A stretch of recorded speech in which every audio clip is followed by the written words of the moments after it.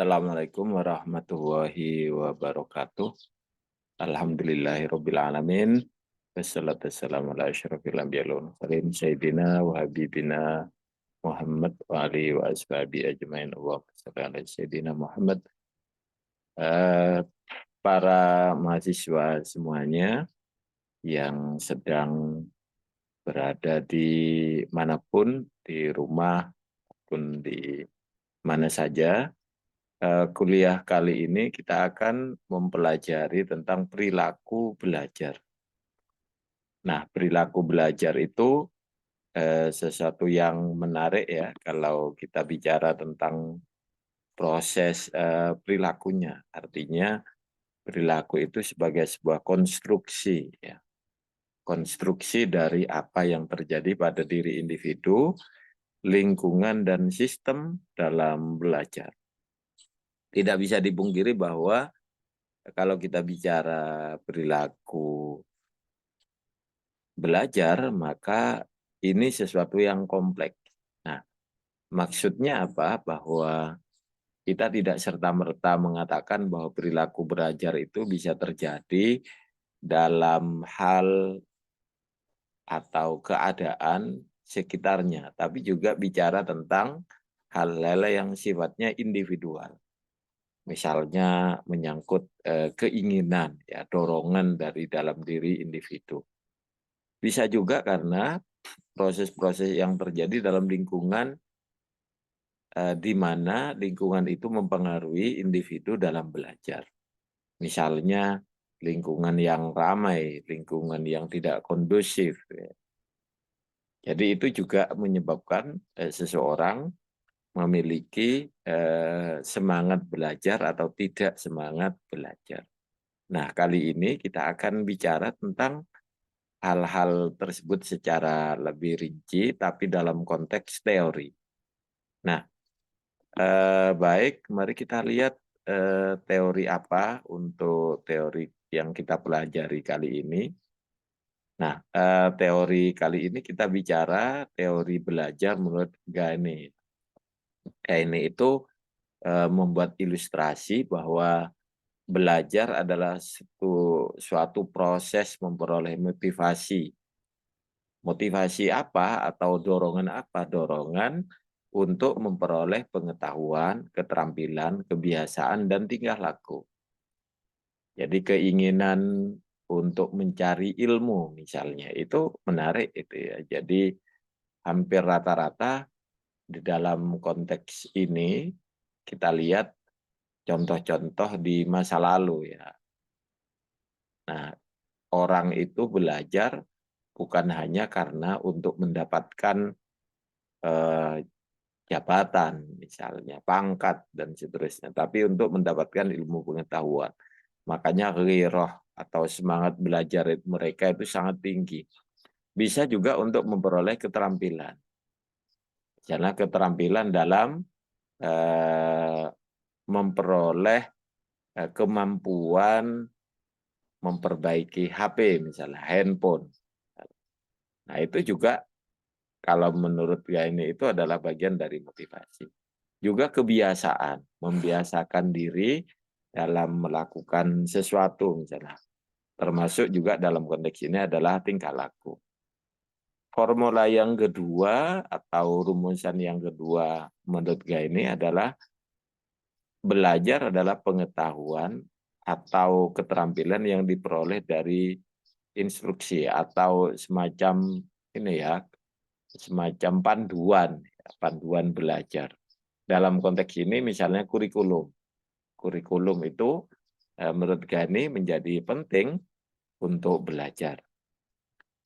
Baik, menurut Gani ada beberapa domain belajar atau wilayah ya, domain of learning kalau menurut Gani itu ada beberapa hal. Yang pertama adalah keterampilan motorik atau motorik skill ya.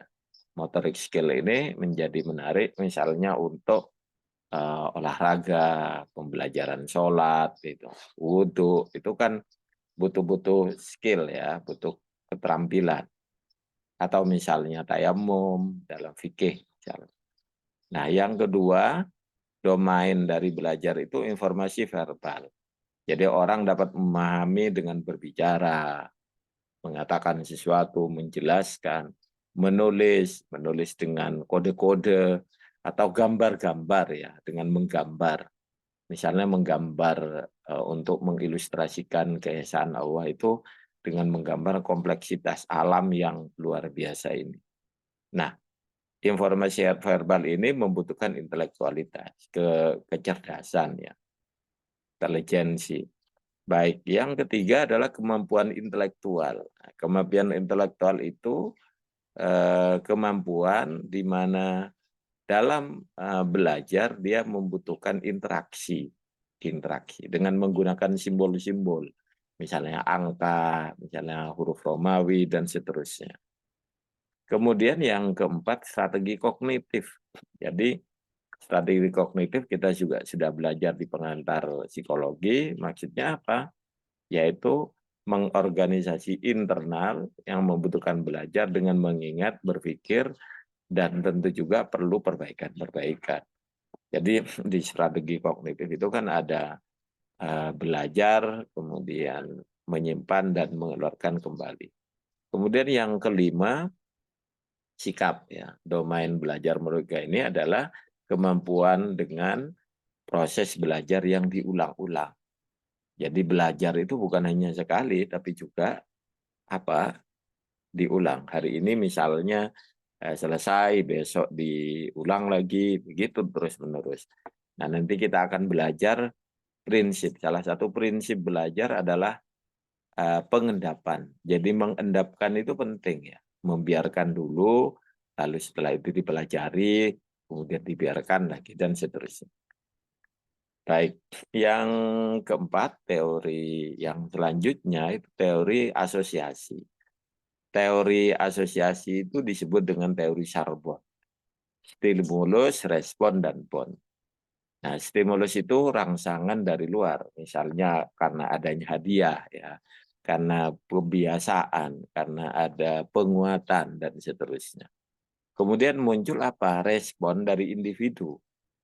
Jadi ada respon ketika dikasih hadiah, maka akan dia semakin rajin, misalnya. Nah, bond itu hubungan. Jadi hubungan antara stimulus dan respon. Jadi belajar itu bukan sesuatu yang berdiri sendiri, sesuatu yang berada di ruang kosong ya, tapi juga berkaitan dengan hal lain. Nah, baik, teori asosiasi ini banyak teori sebenarnya ya. Ada connectionism dari Tondik atau conditioning dari Pavlov.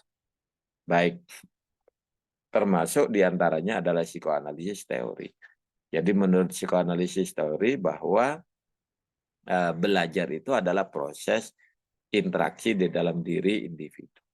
Nah, tokoh yang sangat terkenal untuk psikoanalisis adalah Sigmund Freud. Hidup di tahun 1856, lahir, kemudian 1939 meninggal. Teorinya berangkat dari pengalaman dirinya dan pasien. Jadi Sigmund Freud itu seorang dokter. Teori psikoanalisis ini banyak mempengaruhi dalam psikologi, sosiologi sosial, filsafat, dan seni. Jadi menarik ya karena teori-teori ini juga berkaitan dengan ilmu lain. Nah, kalau menurut Sigmund Freud itu dalam psikoanalisis teori dijelaskan bahwa manusia itu memiliki 3 struktur kepribadian. Ada id, ego, superego. Id itu apa? Id itu adalah gejala psikis yang ditandai dengan irasional, amoral, asosial. Nah, biasanya prinsipnya itu apa? Pleasure principle. Prinsip apa? Kesenangan. Nah, menurut teori psikoanalisis, inilah sumber dari perilaku. Jadi pada dasarnya manusia itu tidak bermoral, tidak rasional, dan juga apa tadi? Asosial. Jadi tidak memiliki interaksi, tidak berinteraksi dengan orang lain. Dia hidup di dirinya sendiri. Kemudian ego. Ego itu kebalikan dari id. Ego itu moral, rasional, kemudian sosial. Nah, prinsip dari ego itu reality principle. Jadi prinsip kehidupan atau prinsip realitas. Nah, prinsip kehidupan tentu atau prinsip realitas tentu dia selalu dikaitkan dengan interaksi dengan orang lain. Interaksi dengan orang lain butuh apa? Butuh norma, butuh aturan. Jadi kita tidak bisa lalu hidup sendirian, nggak bisa kalau menurut psikoanalisis. Di ego ini orang harus memperhatikan lingkungan. Nah, menurut psikoanalisis, id dan ego ini selalu berkonflik. Apakah dia ikut yang amoral, irasional, atau yang apa tadi? Ya, amoral, irasional, kemudian asosial. Atau ikut yang kebalikannya.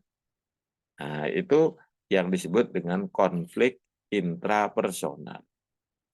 Nah, konflik interpersonal kan konflik yang dibuat oleh diri sendiri. Jadi bukan karena orang lain ya. Kalau konflik dengan orang lain disebut dengan interpersonal. Nah, yang intrapersonal ini beda karena dia yang membuat konflik. Misalnya jam 9 berjanji dengan temannya, tapi jam 9 juga mau ke perpustakaan misalnya.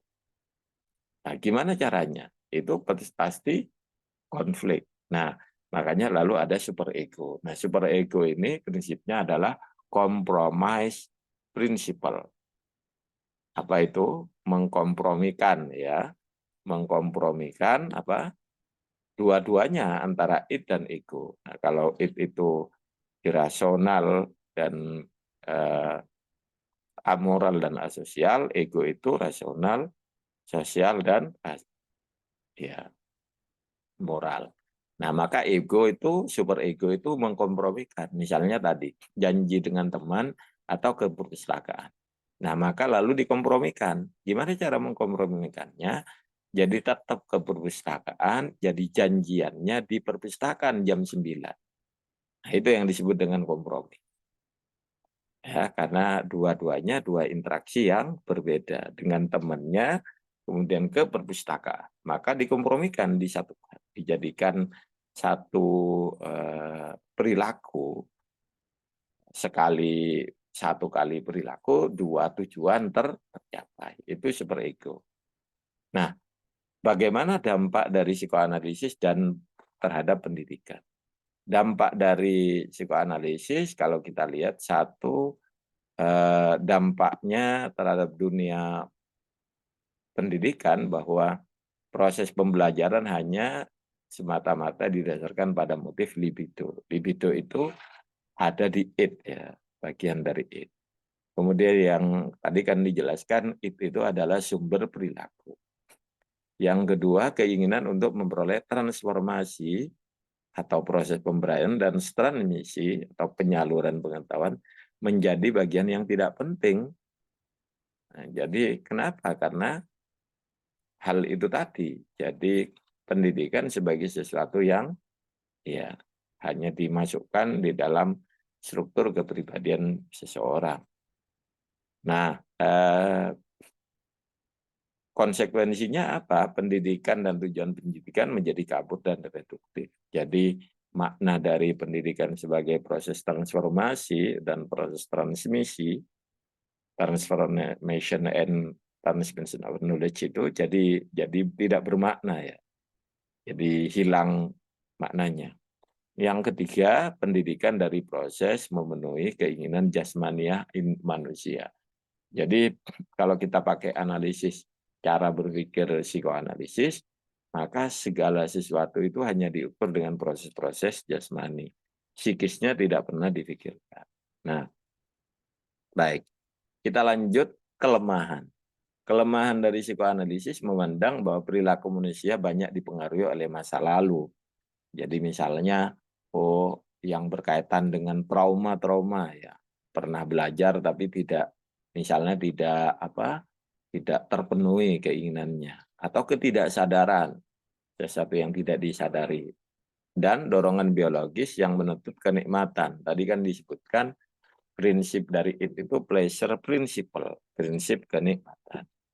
Jadi itulah yang harus dipenuhi oleh manusia. Itu menurut psikoanalisis. Kelemahan yang kedua, psikoanalisis itu menganggap hakikat manusia itu adalah buruk, kejam, liar, kelam, non-etis, egois, saraf nafsu, dan selalu memenuhi kenikmatan jasmania. Kan dijelaskan bahwa itu adalah sumber perilaku. Nah, inilah yang salah satu kelemahan ya, beberapa kelemahan dari psikoanalisis. Nah, baik, yang kedua dari Charbon ini teori tentang classical conditioning, pengkondisian klasik. Pelopor dari teori ini Ivan Pavlov, ya, seorang ahli faal dari Rusia yang kemudian dikembangkan oleh J.B. Watson. Nah, awalnya berkaitan dengan gangguan kejiwaan pada manusia. Nah, asumsi dari classical conditioning ini dimulai dengan asumsi bahwa stimulus atau rangsangan netral akan menimbulkan pola reaksi tertentu apabila rangsangan tersebut sering diberikan secara bersamaan dengan rangsangan lain yang akan menimbulkan pola reaksi secara alamiah. Jadi classical conditioning ini dasarnya adalah itu awalnya ya, awal dari classical conditioning. Kemudian ini sebenarnya dasarnya dari hasil eksperimen ya. Eksperimen bahwa belajar adalah perubahan yang ditai dengan adanya hubungan antara stimulus dan respon. Nah, masih ingat ya apa namanya eksperimennya Pavlov itu. Jadi ada apa? Ya, ada anjing, bel, dan makanan. Nah, coba dicari kira-kira bagaimana ya ininya eksperimennya Pavlov itu. Nah, menurut Skinner proses belajar eksperimen Pavlov itu tunduk pada dua hukum. Jadi Skinner ini salah satu tokoh di classical conditioning. Nah, menurut Skinner bahwa ada dua hukum yang timbul dari eksperimen Pavlov. Satu adalah law of response conditioning, hukum pembiasaan yang dituntut. Jadi kebiasaan yang selalu diberikan, yang dilakukan. Kemudian yang kedua law of extinction, jadi hukum pemusnahan yang dituntut. Jadi kalau yang kedua ini lebih kepada apa-apa yang ditiadakan dari proses eksperimen itu. Jadi itu ya. Nah, ada beberapa kelemahan dari classical conditioning itu atau belajar conditioning. Yang pertama, ini kan dijelaskan di eksperimennya itu bersifat laboratorium sosial ya. Jadi ada anjing, ada bel, ada makanan. Jadi uji coba eksperimen itu ya. Kemudian yang kedua, pribadi seseorang atau cita-cita, minat, emosi mempengaruhi hasil eksperimen. Jadi seharusnya salah satu hal yang perlu dipertimbangkan adalah cita-cita, minat, emosi, dan seterusnya yang terjadi pada manusia. Nah, yang ketiga, respon dipengaruhi oleh stimulus yang tidak dikenal. Kadang-kadang ada respon di mana respon itu berbeda ya dalam konteks yang lain.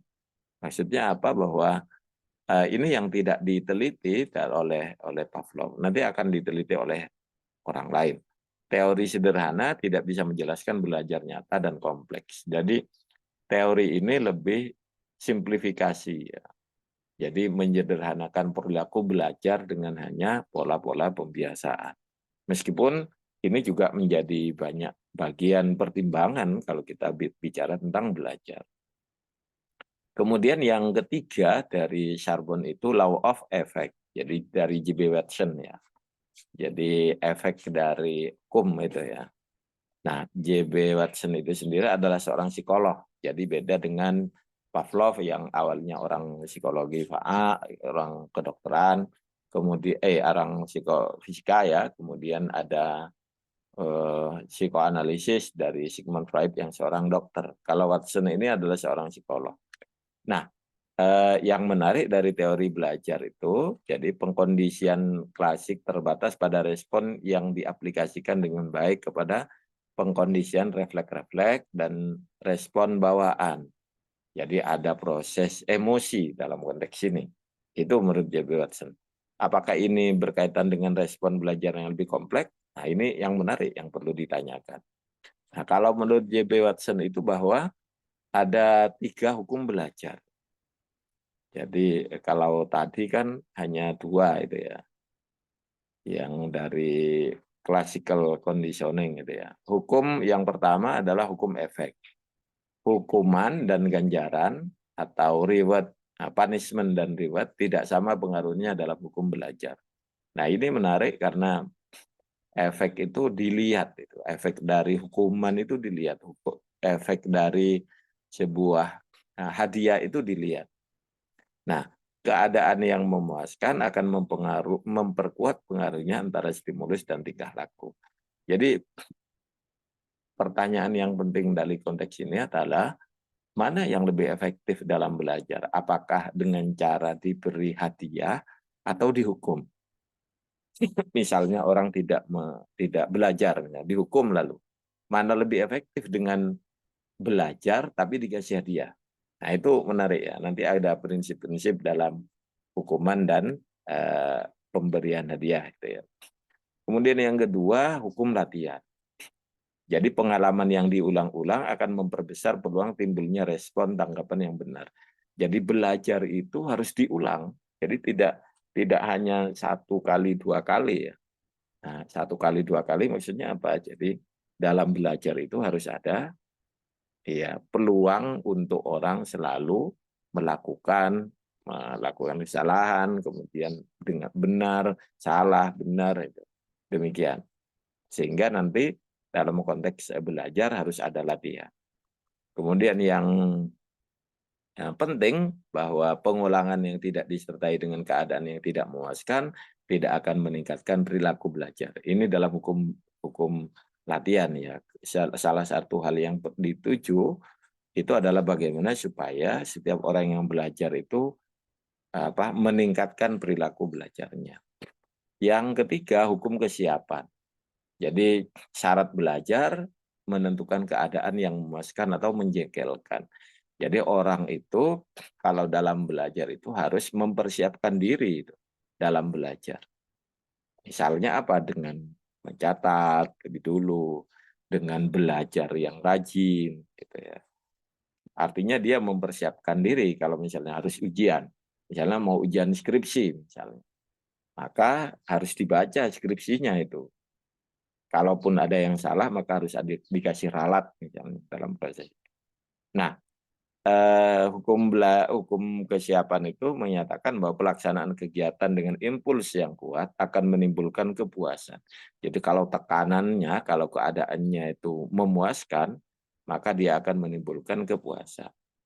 Menghalingnya untuk menimbulkan kejengkelan, sehingga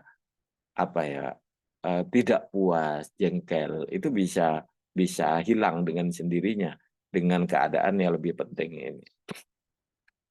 Baik, yang terakhir dari teori pembiasaan perilaku atau operan conditioning.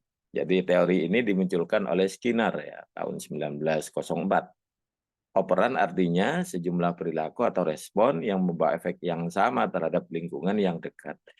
Jadi apa bedanya antara classical conditioning dengan operan? Kalau classical conditioning didahului oleh stimulus tertentu. Jadi diberikan apa? Diberikan makanan, ada bel, itu kan bagian dari eksperimen classical conditioning. Tapi kalau operan conditioning memakai efek dari reinforcer. Jadi penguatan, reinforcement maksudnya. Artinya kalau misalnya dia melakukan sesuatu lalu dikuatkan dengan perilaku yang lain, maka dia akan semakin menguat dalam belajarnya. Nah, eksperimen ini mirip dengan Thorndike yang berupa trial and error. Jadi ada ada tikus lalu dikurung di dalam, kemudian ada pedal di mana pedal itu yang berkaitan dengan pintu. Pintunya ditutup itu awalnya. Ketika dia makan, maka kemudian makan makanan yang ada di pedal itu, maka dia bisa keluar dari kurung tikus itu, dan tikus tentu senang dan dia akan melakukan berulang-ulang. Nah, Menurut Tondik bahwa perilaku belajar melibatkan satisfaction ya atau kepuasan. Jadi kalau dia puas maka dia akan semakin kuat gitu ya. Tapi demikian halnya kalau dia dalam kondisi tidak memuaskan maka perilakunya itu akan hilang dengan sendirinya. Nah, baik. Perilaku ini, teori behaviorisme dikenal, Charbon ini dikenal dengan behavioristik ya. Nah, behavioristik itu teori belajar itu keunggulan dan kelemahannya ini ya. Jadi teori belajar bersifat behavioristik artinya menekankan pada timbul perilaku yang nyata dan dapat diukur. Itu keunggulannya. Keunggulannya bahwa behavioristik itu menekankan perilaku yang kelihatan dan bisa terukur. Misalnya kalau dikasih sekali, maka dia akan misalnya berapa kali nanti responnya dan seterusnya. Nah, kemudian yang kedua, keunggulan dari behavioristik itu kinerja belajar bersifat otomatis mekanis. Jadi ini sekaligus keunggulan dan kelemahan ya. Jadi orang itu dianggap mesin, padahal orang itu kan bukan mesin. Tapi di sisi yang lain, dari eksperimen ini beberapa behavioristik dipakai di dalam hukum belajar. Kelemahannya dari behavioristik adalah proses belajar dapat diamati secara langsung. Nah, menurut teori ini, behavioristik, teori Charbon ini dijelaskan bahwa perilaku itu adalah sesuatu yang diamati. Padahal ada proses mental yang tidak bisa disaksikan kecuali dengan melihat gejala-gejalanya. Misalnya keinginan, passion, apa ya, semacam eh, hal-hal yang menjadi eh, passion itu semacam ini ya, semacam keinginan tertentu yang semakin menguat ya. Nah, atau misalnya interest ya, interesting, minat dan selanjutnya itu bakatnya itu kan tidak bisa dilihat.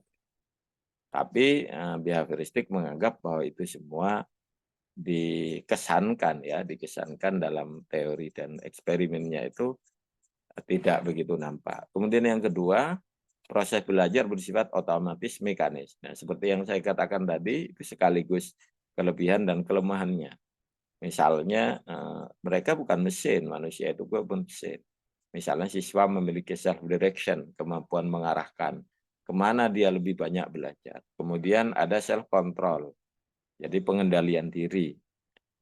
Dan menimbulkan respon-respon yang menolak respon-respon yang tidak dikehendaki. Yang ketiga, manusia dianalogikan dengan hewan. Kalau klasikal itu dengan classical conditioning maksud saya dengan anjing, kalau Skinner itu kan dengan tikus ya. Jadi hewan itu dianggap representasi dari manusia, padahal manusia itu berbeda secara fisik dan psikis. Nah, saya kira itu untuk beberapa teori dalam belajar. Nah, kesimpulannya apa? Bahwa di teori ini kita bisa lihat ya behavioristik itu. Seperti apa dan bagaimana dia menanggapi perilaku belajar yang kompleks. Jadi dari hewan kepada manusia. Nah, silahkan Anda cari ya kelemahan-kelemahan dan referensi yang lain yang lebih yang eh, lebih aktual ya, yang lebih membumi. Nah, hal yang paling penting adalah dalam proses ini Anda harusnya juga melihat bahwa proses-proses yang lain yang berkaitan dengan perilaku harus dilihat. Nah, ini hanya untuk melihat kalau kita mempelajari perilaku belajar, teori ini bisa dipakai untuk melakukan analisis. Nah, silahkan Anda pelajari lebih detail tentang teori ini. Kalau ada pertanyaan, boleh dikasih komentar, boleh dengan cara menanggapi secara langsung. Baik, silahkan diputar berulang-ulang sehingga Anda paham. Kalau tidak paham, nanti boleh mengajukan pertanyaan ya kepada kita semua. Nanti yang menjawab bukan hanya saya, tapi kita semua. Demikian ya. Assalamualaikum warahmatullahi wabarakatuh.